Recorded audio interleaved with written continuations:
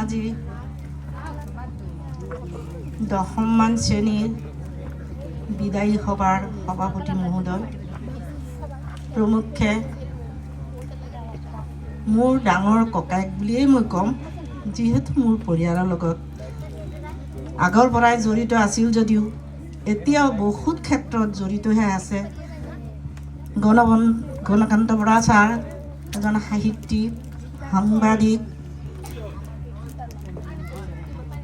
অৱসৰপ্ৰাপ্ত প্ৰধান শিক্ষক মহোদয়। তাৰপিছত মই বহুত আনন্দিত হৈছোঁ। মই যেনি চাইছোঁ মোৰ মৰমৰ ছাত্ৰসকলকে মই দেখিবলৈ পাইছোঁ।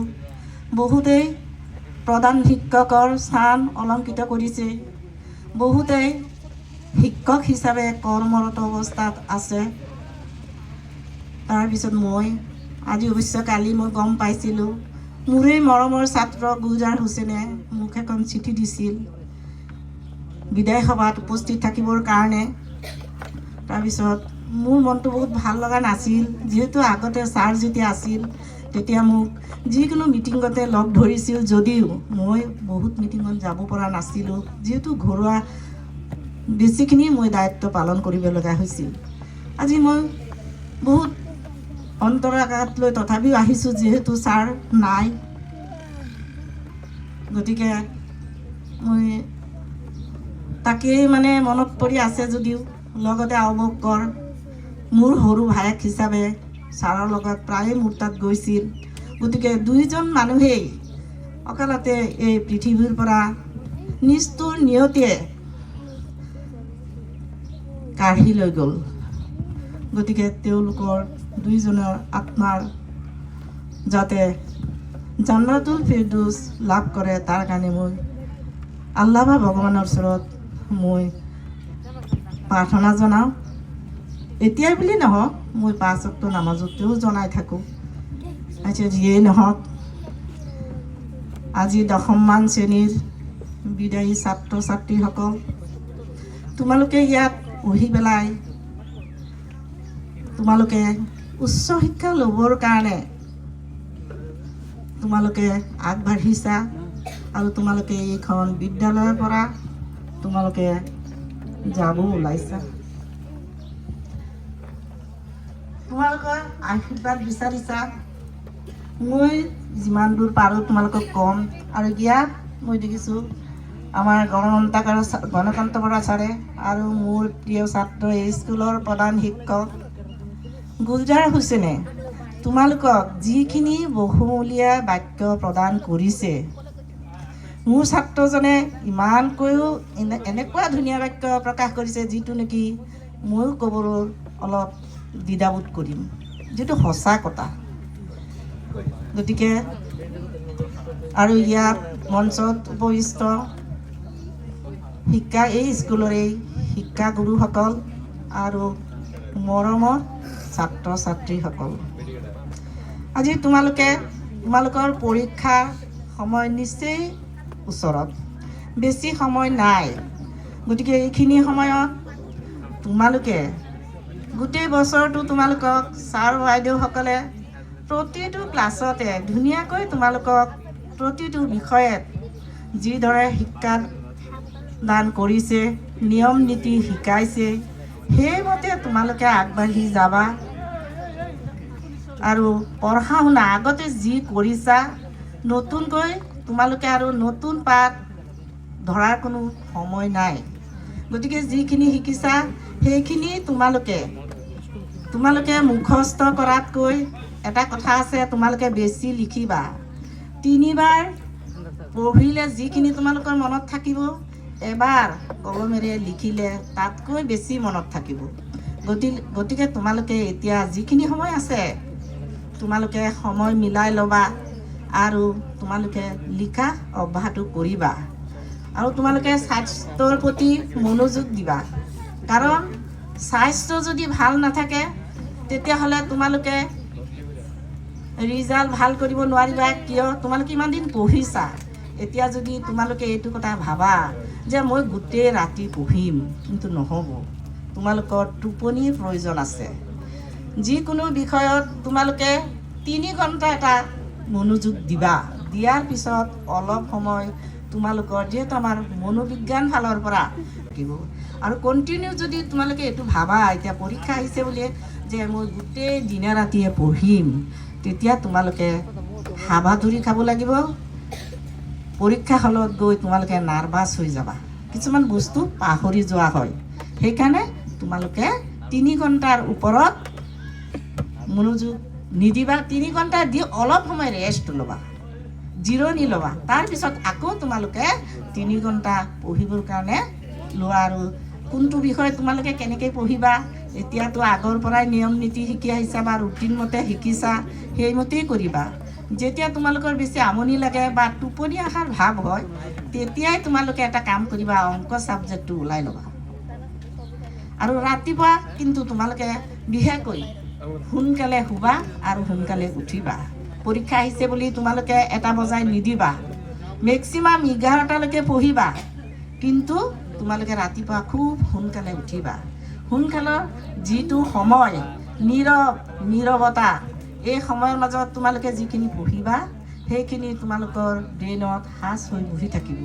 গতিকে তোমালোকে এই নিয়মটো মানিবা আৰু খোৱা বোৱাৰ প্ৰতি লক্ষ্য ৰাখিবা, গা ধোৱাৰ প্ৰতি লক্ষ্য ৰাখিবা। ৰাতিপুৱাই উঠি কিবা দাঁত ব্ৰাছ কৰি মুখ চুখ ধুই তোমালোকে কিবা এটা খাই অলপ সময় বহিলা, অকণমান ৰেষ্ট লৈ পেলাই তোমালোকে গা পা ধুই কিবা এটা খাই আকৌ তোমালোকে তোমালোকৰ কিতাপত মনোযোগ দিবা। তেতিয়াহে তোমালোকৰ স্বাস্থ্য ভাল থাকিব, তোমালোকৰ পঢ়াৰো মনোযোগ বহিব। আৰু টোপনি প্ৰতিও কমেও 6 ঘণ্টা তোমালোকে টোপনি যাবা। বহুত ছাত্ৰ ছাত্ৰী মেট্ৰিক পৰীক্ষাৰ ডিউটি দিতে মই দেখিছোঁ, ছাত্ৰ ছাত্ৰীসকলে নিৰাশাত ভুগি থাকে। কিয় জানানে? তাৰমানে পৰীক্ষাৰ সময়ত দিনে ৰাতিয়ে পঢ়িছে, কিন্তু তাত গৈ কি হৈছে, পটককৈ মাজৰ পৰা পাহৰি গৈছে। সেইকাৰণে লিখাটো তোমালোকে বেছি প্ৰাধান্য দিবা। আৰু তোমালোকে আগলৈ ছাৰ বাইদেউসকলে তোমালোকৰ পৰা কি বিচাৰে বাৰু? আমিও শিক্ষকতা কৰি আহিছোঁ, আমিও ছাত্ৰ ছাত্ৰীসকলৰ পৰা এইটোৱে বিচাৰিছোঁ যে আমাৰ স্কুলখনৰ পৰা যোৱাৰ পিছত তেওঁলোকে এজন ডাঙৰ মানুহ হওক, ৰাস্তা ঘাটে ক'ৰবাত পালে ছাৰ বাইদেউ বুলিয়ে এষাৰ মাত দিয়ক। এইখিনি আমি তোমালোকৰ পৰা প্ৰথম বিচাৰোঁ। দ্বিতীয়তে তোমালোকে সুনাগৰিক হৈ, এজন ডাঙৰ মানুহ হৈ ঘূৰি আহি প্ৰথমতে তোমালোকে নিজৰ ঘৰখনক, প্ৰথমতে তোমালোকৰ মাক বাপেকক, পৰিয়ালক কিখিনি কৰিব লাগে সেইখিনি কৰিবা। লগতে ওচৰ চুবুৰীয়া সমাজ, এখন দেশক কেনেকৈ আমি আগবঢ়াই নিব পাৰোঁ, সেইখিনিত সদায় আমাৰ ছাত্ৰ জীৱনৰ কৰ্তব্য জড়িত হৈ থাকে। আজি সমাজখন আমাৰ দেখিছোঁ বহুত ধৰণৰ বেবিচাৰ, অন্যায় এইবিলাক জড়িত হৈ আছে। সেইবিলাক মুকলি কোনে কৰিব? সেইবিলাক তোমালোকৰ ওপৰত আশা, তোমালোকে কৰিবা। কাৰণ আমাৰ এতিয়া দিন গুচি গৈছে, এতিয়া উঠি অহা প্ৰজন্মই সেইখিনি আগুৱাই নিব লাগিব। সেইকাৰণে তোমালোকৰ ওপৰত আশা কৰিছোঁ যাতে তোমালোকে এজন আদৰ্শৱান ব্যক্তি হোৱা, তাৰপিছত হৈ সুনাগৰিক হিচাপে ঘূৰি আহি এইটো কাম যাতে তোমালোকে নকৰিবা। যিহেতু মোৰ অভিজ্ঞতাৰ ফালৰ পৰা মই কৈছোঁ, মই বহুতো ছাত্ৰক দেখিছোঁ এজন ডাঙৰ মানুহ হৈছে, হৈ পেলাই কি কৰিছে, লগৰ বন্ধু এজন দুখীয়া, লগৰ বন্ধু এজনে কাম কৰি খা, ৰাস্তাত পালেও তাক পৰিচয় দিবলৈ টান পা, এখন মাত দিবলৈ টান পা। ঘৰতো নিজৰ ক'ৰবাৰ পৰা কেনেকৈ সংসাৰ কৰাৰ পিছতো ঘৰতো কি কৰে, নিজৰ মা বাবাক পৰিচয় দিবলৈ টান পা। কিন্তু চোৱা, ঘৰখনেই আচল শিক্ষাৰ ঠাই। তোমাৰ মা দেউতাই, মায়ে প্ৰথম শিক্ষক, তোমাৰ ঘৰখনৰ মায়ে হৈছে প্ৰথম শিক্ষক। গতিকে মা বাবা যিমানেই দুখীয়া হওক, আমি ইমান ধনী মানুহৰ ল'ৰা ছোৱালী নহওঁ, আমি মধ্যবিত্ত ল'ৰা ছোৱালীৰ মাক দেউতাকৰ ল'ৰা ছোৱালী। যিহেতু মই এজন কৃষকৰ ল'ৰা ছোৱালী আছিলোঁ, কিন্তু সেইকাৰণে তোমালোকে প্ৰথম নিজৰ মাক বাপেকক সন্মান, মৰম, স্নেহ দেখুৱাবা। যাতে পৰিয়ালৰ অন্যান্য ল'ৰা ছোৱালীয়েও ভাবে যে এনেকৈ শিক্ষিত হৈ আহি পেলাই ঘৰখনক এনেকুৱা কৰিব লাগে। গতিকে আৰু বেছি নকওঁ, আৰু বহুত আছে।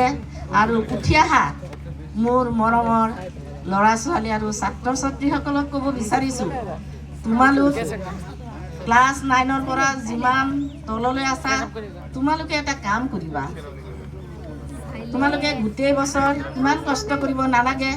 প্ৰত্যেক দিনাই ৰাতিপুৱা 3 ঘণ্টা আৰু গধূলা 3 ঘণ্টা তোমালোকে ছাৰ বাইদেউসকলে যিখিনি পাঠদান দিয়ে বা যিখিনি হোমৱৰ্ক তোমালোকক ঘৰুৱা কাম কৰিবলৈ যিখিনি বিষয় দিয়ে, তোমালোকে নিয়মমতে যদি সেইখিনি আদায় কৰা, প্ৰতিদিন 3 ঘণ্টাকৈ যদি মৰ্ণিং ইভিনিং পঢ়া, তেতিয়াহ'লে তোমালোকৰ বছৰৰ শেষত গৈ নিৰাশ হ'ব নালাগে, ইমান কষ্টও কৰিব নালাগে। গতিকে মই ভাবোঁ এতিয়াৰ পৰা ক্লাছ 9 এতিয়াৰ পৰাই তোমালোকে মনত ভাবি লোৱা যে তোমালোকৰ মেট্ৰিক পৰীক্ষাৰ বেছি দিন নাই। এতিয়াৰ পৰাই তোমালোকে প্ৰস্তুত হোৱাৰ কাৰণে সাজু হোৱা। এইখিনিতে ক'লোঁ তোমালোকক।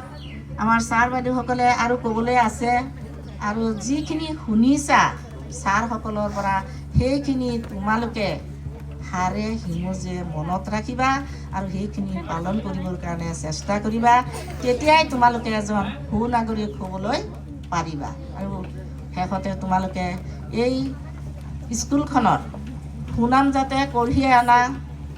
তোমালোকে যদি এই স্কুলখনৰ সুনাম কঢ়িয়াই আনা, তেতিয়াহ'লে আমিও শুনিম বা ওচৰ চুবুৰীয়াও শুনিব যে ডক্টৰ APJ আব্দুল কালাম একাডেমীত লিখা পঢ়া ছাত্ৰ ছাত্ৰীসকলে ভাল ৰিজাল্ট কৰিছে, আৰু ওচৰৰ গাৰ্জেনসকলেও য'ত ভাল ৰিজাল্ট হয় তাতে সাধাৰণতে ছাত্ৰ ছাত্ৰী দিবলৈ চেষ্টা কৰে।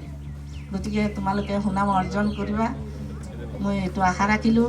আৰু তোমালোকৰ ভৱিষ্যত জীৱনৰ উজ্জ্বল কামনা কৰি মই মোৰ চমু বক্তব্য সামৰণি মাৰিলোঁ।